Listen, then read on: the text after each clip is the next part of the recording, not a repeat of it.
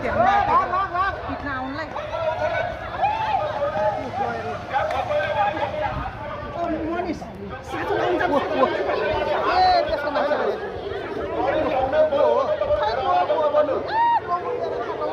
हो त्यो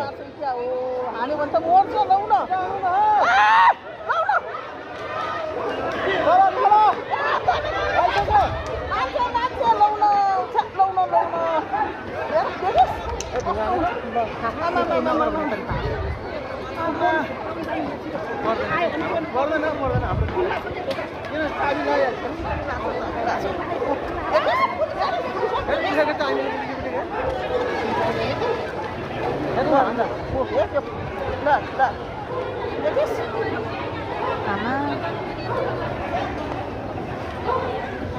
किन लहाटे त्यसलाई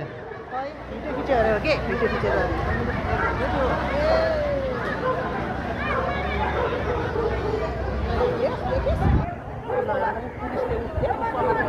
पुलिसलाई त्यसरी हात हाल्नु हुँदैन नि त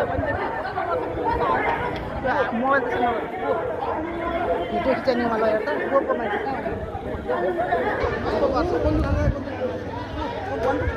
जान्छ अब